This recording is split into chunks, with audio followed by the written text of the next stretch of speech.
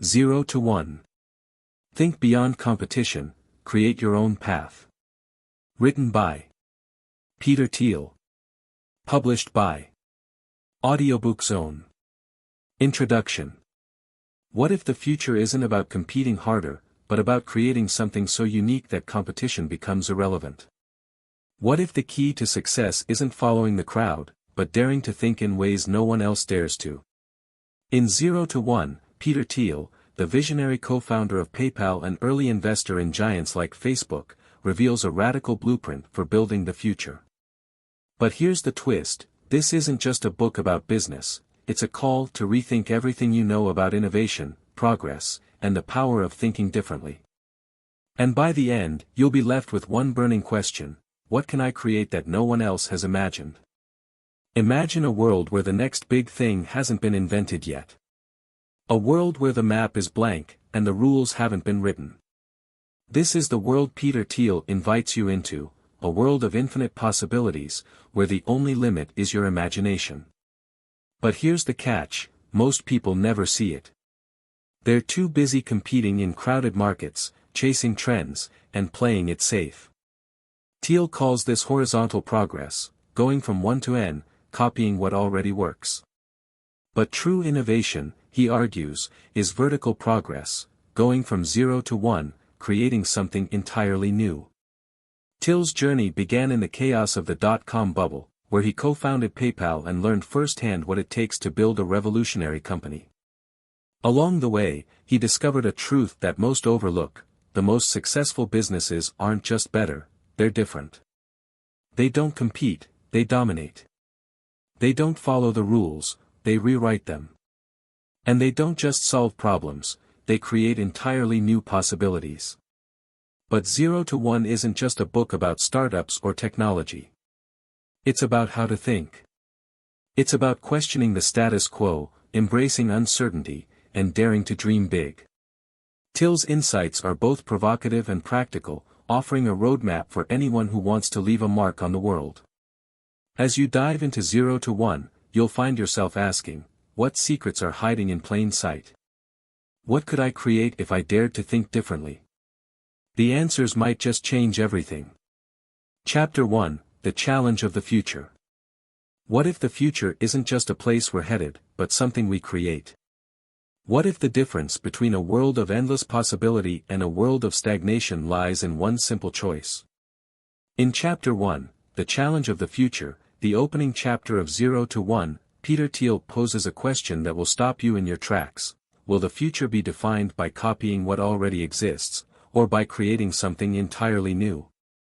The answer, he reveals, will shape not just your destiny, but the destiny of the world. Thiel begins by painting a stark contrast between two types of progress. The first is horizontal progress, going from 1 to n. This is the path of imitation, where we take what already works and spread it far and wide. It's the world of globalization, of replicating existing technologies, and of competing in crowded markets. But while this kind of progress can make the world richer, it doesn't make it fundamentally different. It's the path of the known, the safe, the predictable.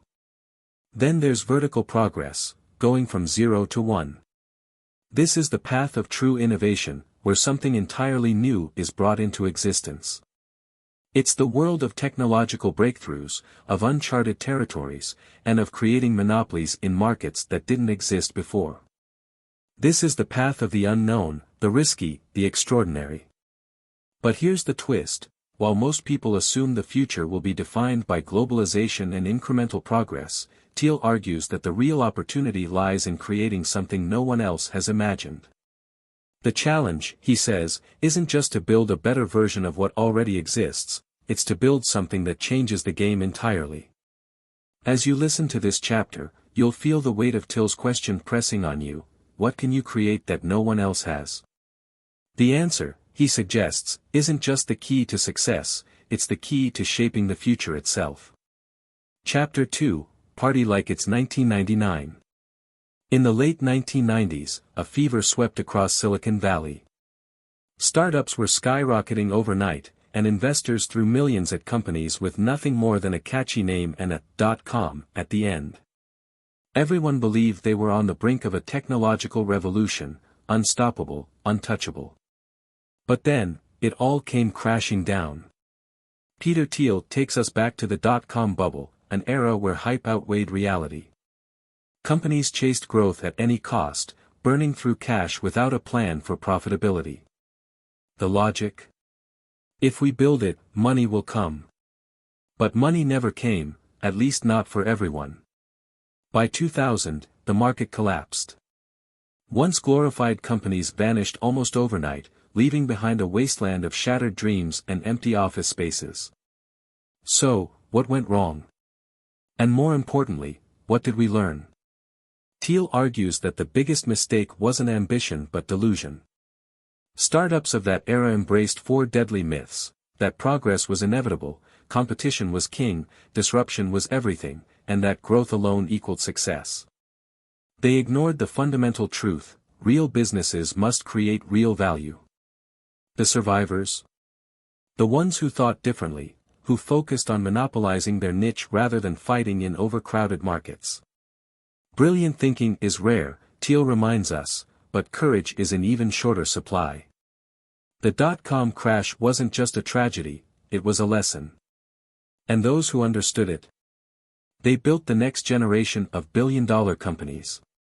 Because in a world chasing trends, the real winners are those who see beyond the party, and build something that lasts.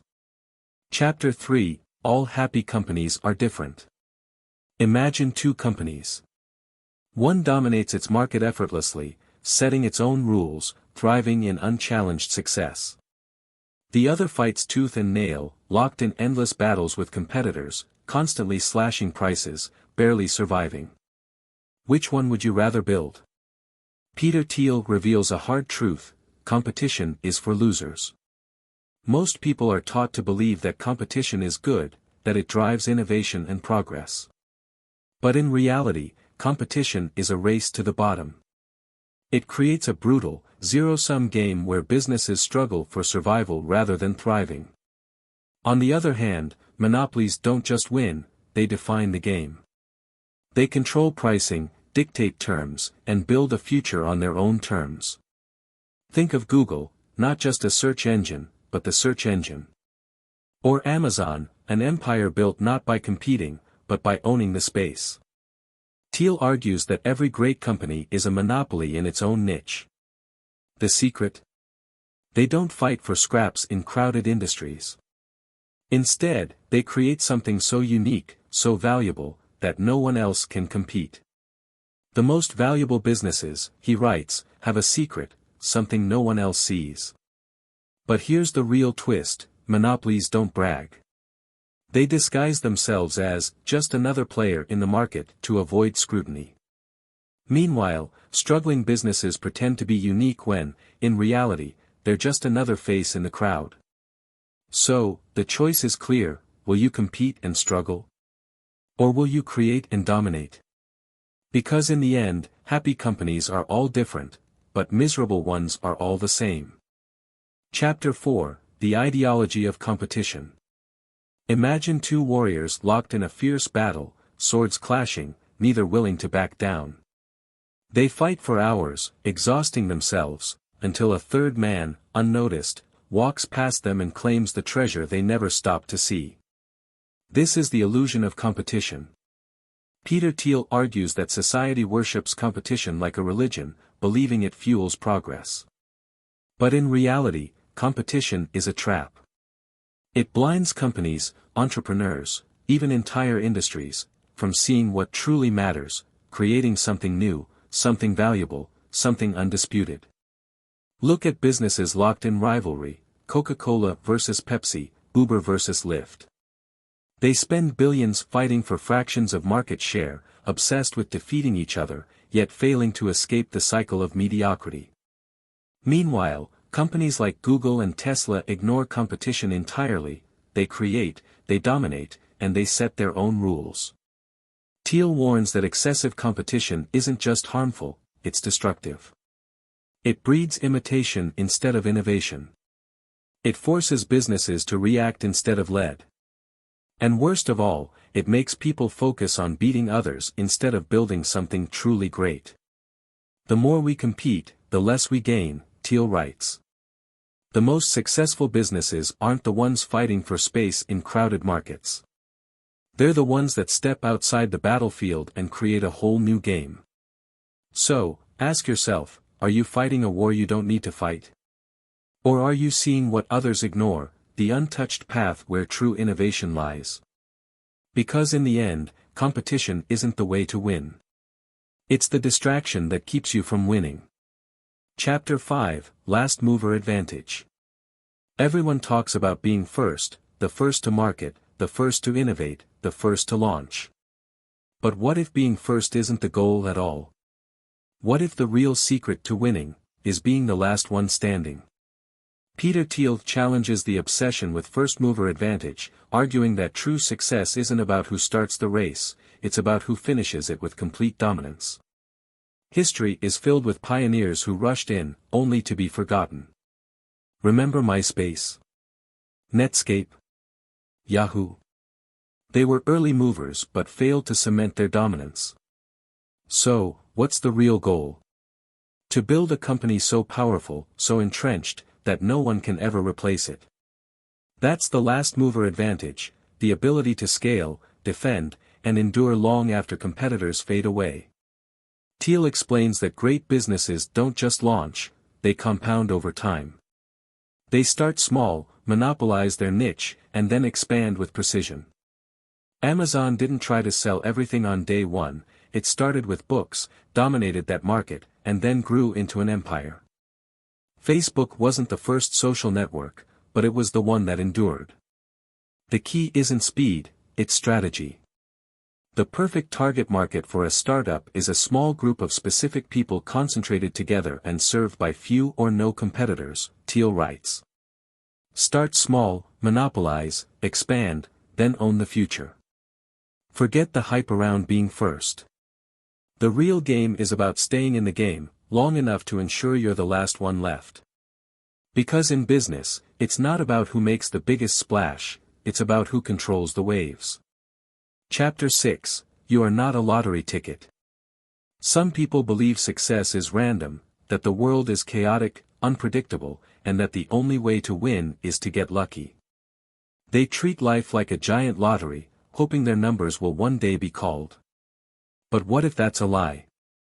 Peter Thiel argues that great success is never an accident. The idea that billion-dollar companies are built by luck is a comforting myth, but the truth is far more deliberate. Behind every great business is a founder who saw what others ignored, who planned, strategized, and took control of their future instead of leaving it to chance. Look at Elon Musk, Jeff Bezos, or Steve Jobs. Did they stumble into greatness? Or did they make bold, calculated bets that changed the world? Thiel warns against 4 false beliefs about the future, that it's random, unknowable, uncontrollable, or entirely shaped by luck. He argues that people and businesses must reject passive thinking and instead embrace definite optimism, the belief that the future can be shaped, planned, and built with intention. The most important question anyone can ask is not, what are the odds, but, how can I make this happen? Thiel writes. The difference between those who succeed massively and those who don't is simple, one group waits for luck, the other creates it. So, the question is, are you waiting for success to find you? Or are you designing your own future? Because in the end, winners don't buy lottery tickets, they build the machines that print them. Chapter 7, Follow the Money. Not all efforts are created equal. In business, in investing, in life, a small few control almost everything. Peter Thiel introduces us to a powerful reality, the 80-20 rule, also known as the Pareto principle. It states that in most systems, 80% of results come from just 20% of efforts. But here's the real twist, in startups, it's even more extreme. Think about it, a handful of companies dominate entire industries. A few investments generate nearly all venture capital returns. A small number of people shape the future. The world isn't fairly distributed, it's driven by a few who see what others ignore. Thiel explains that this principle is crucial in investing and entrepreneurship. Most businesses don't just need to be good, they need to be extraordinary. The best startups don't just make a profit, they create massive value that compounds over time. Take venture capital, investors place bets on dozens of startups, but only one or two will return nearly all the profits. This is why most investments fail, but the right one. It changes everything. Thiel warns against spreading efforts too thin. Instead of chasing many mediocre opportunities, he argues, focus on the few that truly matter. The biggest secret in venture capital is that the best investment in a successful fund equals or outperforms the entire rest of the fund combined. So, the question is, are you spending time on the 80% that barely moves the needle? Or are you following the money, chasing the one big bet that changes everything? Because in the game of business, success isn't evenly distributed, it belongs to those who know where to look. Chapter 8, Secrets. What if the world still held hidden secrets, real, untapped opportunities waiting to be discovered? Most people believe that everything worth knowing is already known. They assume the world has been mapped, explored, and optimized. But Peter Thiel challenges this idea: there are still secrets, big ones, waiting for those bold enough to look. He asks a simple yet profound question: what important truth do very few people agree with you on? The answer to this question is the foundation of every game-changing company. Think about it, Google wasn't just another search engine, it uncovered a secret about organizing the world's information better than anyone else. Facebook didn't just connect friends, it realized people craved a digital identity. SpaceX wasn't just about rockets, it saw a future where private companies, not governments, would lead space exploration. The biggest businesses aren't built by copying what already exists, they are built on secrets hidden in plain sight. But finding a secret isn't easy. Society conditions us to conform, to believe that what's mainstream is what's right. Schools teach us to memorize facts, not to question them. The media amplifies what's popular, not what's true. Most people stop looking for secrets because they're taught secrets don't exist. Thiel argues that the future belongs to those who refuse to accept this lie. He challenges entrepreneurs to dig deeper, ask better questions, and uncover the hidden truths that others ignore. So, the question is, are you just following the crowd? Or are you searching for the secrets that will shape the future? Because in a world where everyone believes there's nothing left to find, the biggest opportunities belong to those still searching. Chapter 9, Foundations. Building a startup is like constructing a house. Without the right foundation, the whole structure can crumble. Yet too many entrepreneurs rush to build, skipping the most critical step. Peter Thiel reveals a critical truth: the foundation of any great business is laid long before the product is launched. It's about choosing the right team, culture, and vision. Without these, even the best ideas can fall apart. Thiel argues that startups aren't just companies, they're people, and the founders need to create a culture that supports their vision. The people you hire at the beginning set the tone for everything that comes after. But the real question is, who are you bringing on board? Thiel stresses the importance of hiring people who believe in the mission, who are extraordinary in their own right, and who will stay focused on the goal, no matter how tough it gets. He warns against hiring simply for skills or experience. What matters most is the drive, the passion, and the shared purpose. Building the right culture is just as important. When you're creating something from scratch, you need a team that doesn't just work together, but believes in a common cause. A strong culture can keep people focused when things get tough and can inspire creativity even when there's no clear path forward. Thiel points out that the best startups are built by people who know that success isn't a race, it's a journey. And if you build the right foundation, with the right people, and the right mindset, you'll have the strength to endure whatever comes your way. So, the question is, have you built your foundation yet? Because, in the world of startups, it's not just about having a great idea, it's about who you bring along for the ride. Chapter 10, The Mechanics of Mafia. Picture this: a tight-knit group, fiercely loyal, working together like a well-oiled machine, all bound by a single, powerful mission. It's not just a team, it's a mafia. Peter Thiel introduces a provocative concept: successful startups need to operate like a mafia. The best companies aren't just collections of employees, they're cohesive groups of passionate individuals, each with a deep, unwavering commitment to the mission. Thiel shares the secret: a great team is more than just talented people, it's about having a shared vision, a deep sense of purpose, and mutual trust. The mafia analogy isn't just about loyalty, it's about intensity. When everyone believes in the same goal and is working toward it with everything they have, the results are unstoppable. But building this kind of team isn't easy. It starts with hiring people who fit the vision, not just those with the right skills or experience. In fact, skills can be learned, but the right mindset and passion can't. That's why Thiel suggests hiring people who believe in the mission, who are willing to make sacrifices, and who are ready to fight for the company. The real power of the mafia mentality, according to Thiel, lies in unity. When a team is united in purpose, it becomes self-sustaining. Everyone knows their role, supports each other, and moves toward the same goal. It's the difference between just having employees and having dedicated partners in the mission. So, the question is, do you have a team that's aligned, that's a mafia in spirit? Because the foundation of any great company lies not in individuals, but in the unity of those who share a common vision. Chapter 11, If you build it, will they come? You've built the perfect product, sleek, innovative, and game-changing. But the question lingers, will anyone even notice? Peter Thiel shatters a common startup myth: great products sell themselves. In reality, it's not enough to build something amazing. You must also master the art of getting people to see it, want it, and buy it.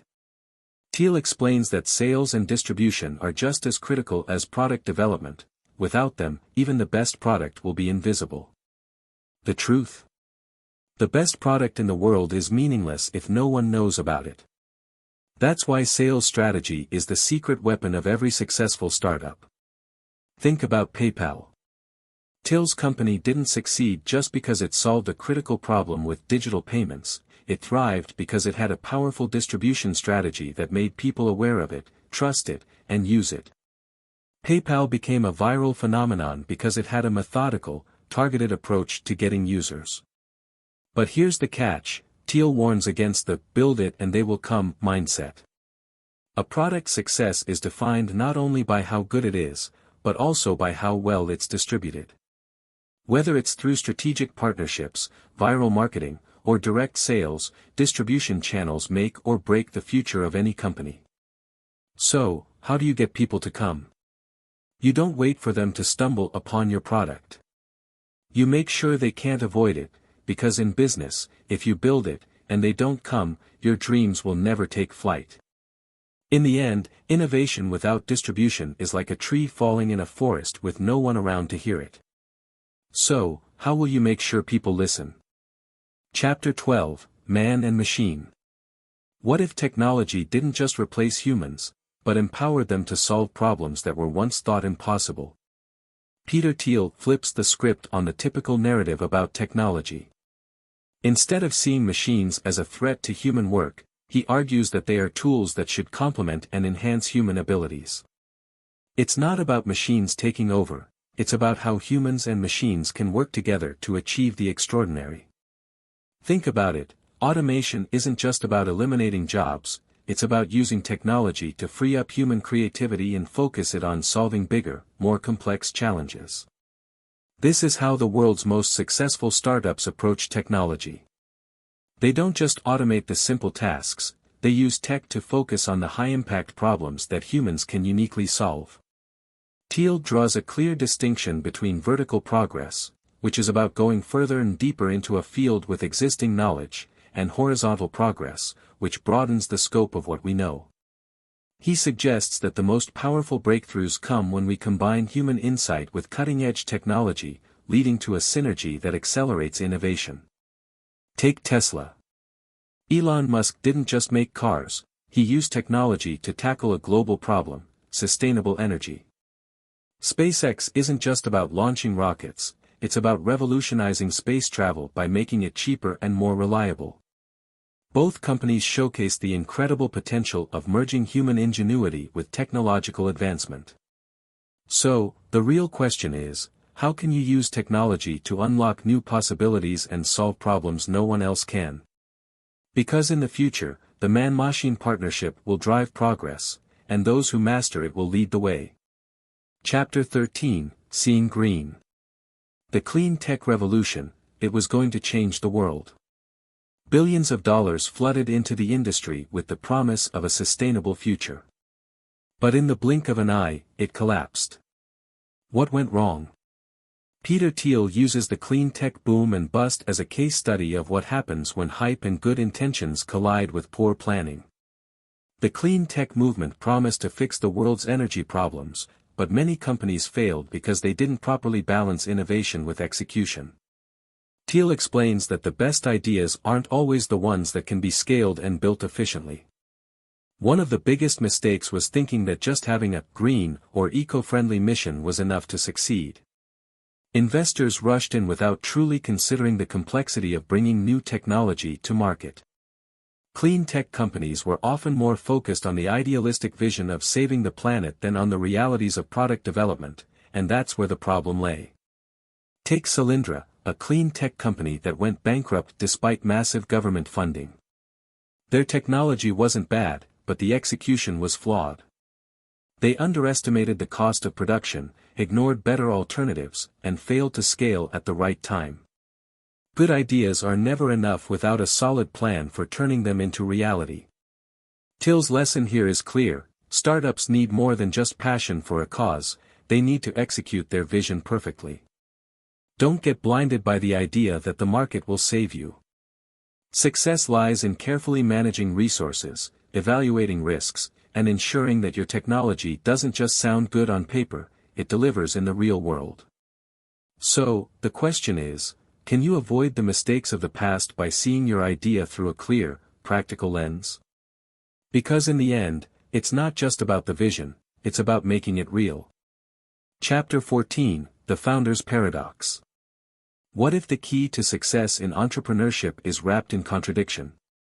What if the very traits that make a founder great are also the ones that make them unpredictable, even difficult to understand? Peter Thiel dives deep into the founder's paradox, the complex and often contradictory nature of successful entrepreneurs.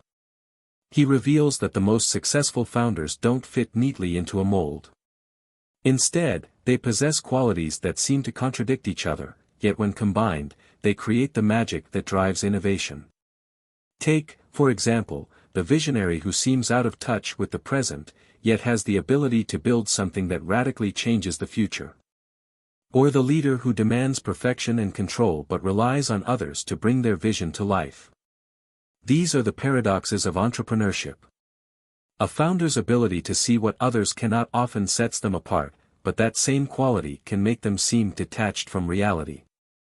Thiel points out that founders often have both supreme confidence in their own vision and a healthy dose of self-doubt. This tension between confidence and doubt fuels their desire to push boundaries while also questioning their own assumptions.